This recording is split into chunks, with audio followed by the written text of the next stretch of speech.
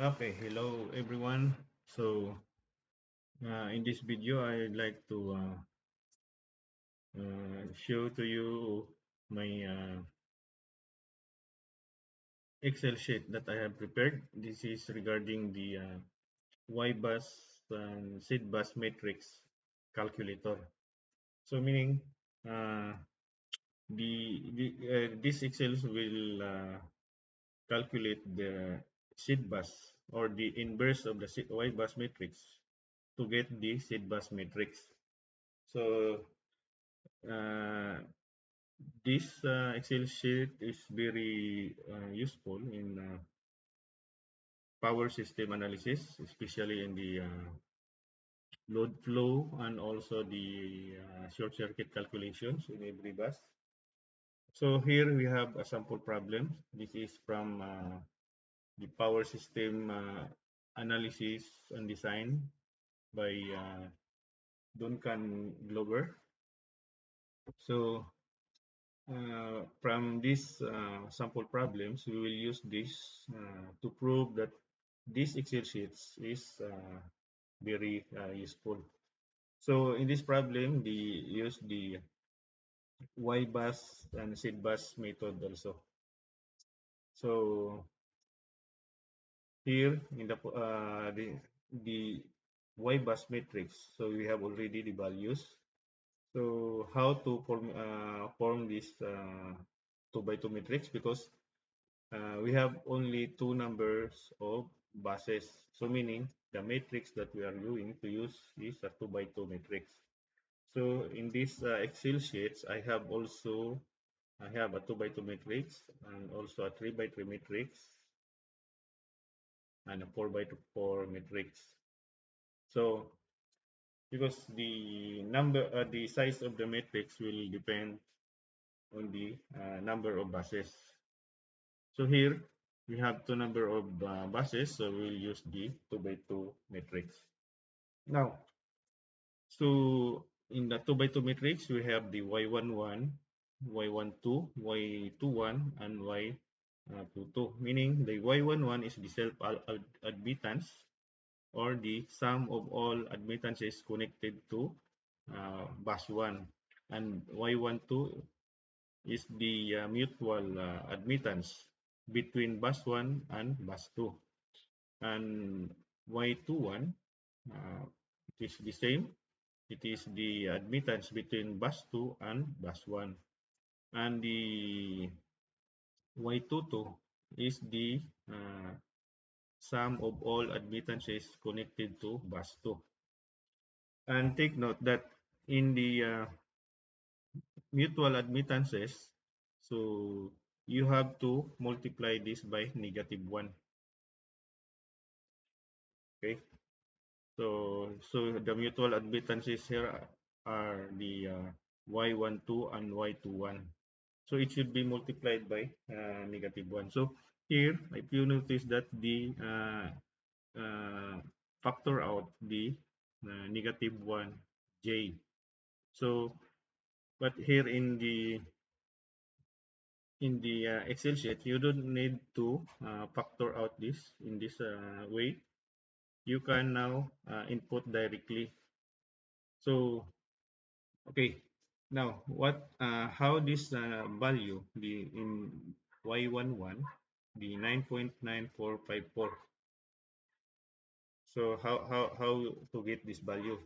Meaning the y11 is the sum of all admittances connected at bus 1. So here at bus 1, the negative 6 point negative j 6.6667 plus the negative j 3.2787. So we have the 9.9454.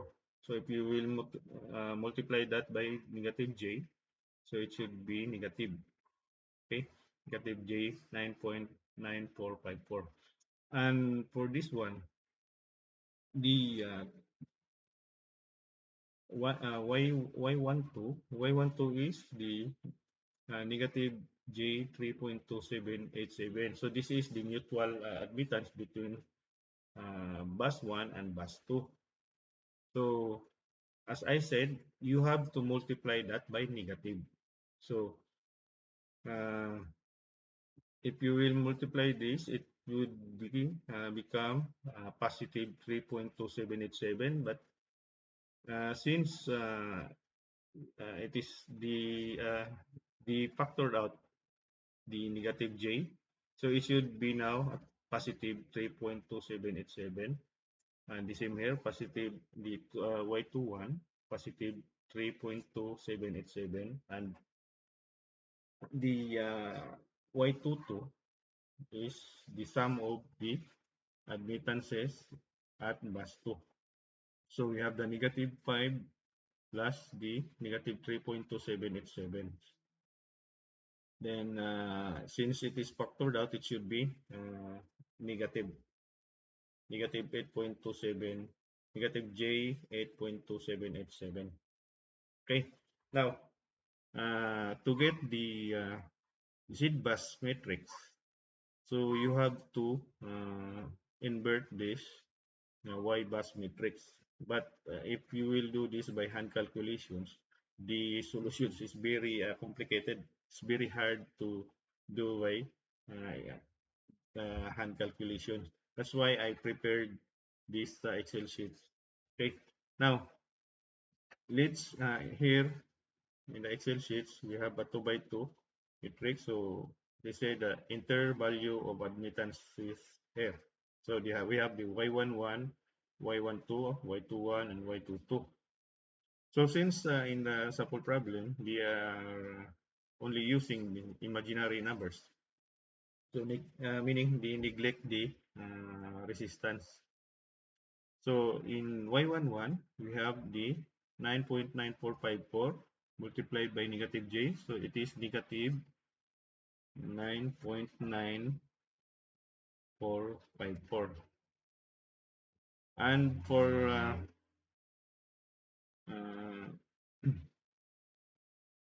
y12, so this is negative 3j 3.2787 multiplied by j, it should be negative 3.2787. So since y12 is equal to y21, just copy this. Okay, now for the y22, so we have 8.2787. Then multiply this negative j, it is negative 8.2787. Now the result is we have now this the y-bus matrix. Now the result is the Z-bus matrix now will become this value. Let's compare by inverting the Y-bus matrix. Now the diagonal here, if you notice, I highlighted the diagonal impedances. So meaning this 0.1157J, this is the Z11, and the 0.139J is the Z22 impedance, meaning these are the equivalent impedance in bus 1 and also equivalent impedance in bus 2.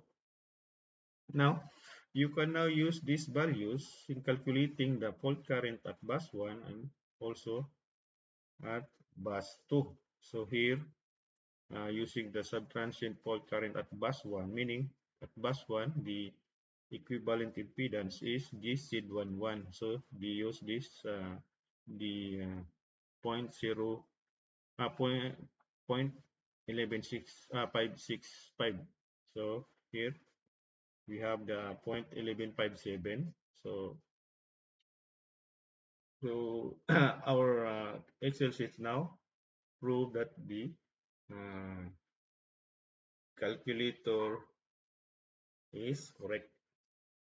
So in bus 2, they did not show the calculation of the fault current. But anyway, if you are calculating the fault current at bus 2, you can use this Z22, the 0.139 J. The same procedure here in calculating the bus, the fault current at bus 1. So that's all for this video. Thank you, and God bless you all.